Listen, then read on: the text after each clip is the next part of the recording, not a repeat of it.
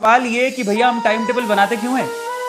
हम लोग time table बनाते क्यों हैं? उसका मैं लॉजिक आपको क्लियर करता हूं कि टाइम टेबल बनाने से सबसे बड़ा फायदा क्या होता है। जब आप टाइम टेबल बनाते हो महीने भर का, जिसको आप फॉलो करते हो, तो उससे उससे सबसे बड़ा बेनिफिट आपको ये होता है कि आप अपने स्टडी को क्रॉस चेक कर सकते हो कि आपकी स्टडी में प्रोग्रेस कितनी है, किस सब्जेक्ट में आप कैसा कर रहे हो, कितना कर रहे हो, उसका आपको अंदाजा रहता है। और एक्चुअली एक बायोलॉजिकल एक साइकिल बन जाती है, एक आपके माइंड भी प्रिपेयर होने लगता है कि मुझे इस साइकिल के साथ चलना है।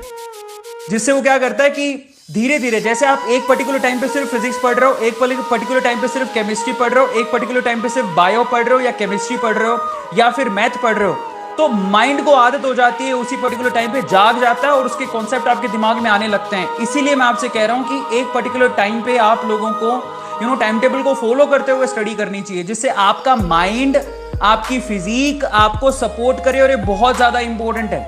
क्लियर हो गया? इसलिए हमें अपनी स्टडी को क्रॉस चेक करने के लिए कि हमने पढ़ाई की तो हमारे पढ़ाई का लेवल क्या है, हम किस किस लेवल तक पहुंच चुके हैं, कौन से सब्जेक्ट में, हमें अंदाजा होना चाहिए अपनी प्रोग्रेस का। समझ में आता है? हमें अंदाजा होना चाहिए अपनी प्रोग्रेस का। इसीलिए टाइम टेबल बनाना बहुत ज्यादा जरूरी है। सबको क्लैरिटी है? सबको समझ में आ गया कि हमें अपनी प्रोग्रेस को चेक करने के लिए टाइम टेबल बनाना बहुत जरूरी है?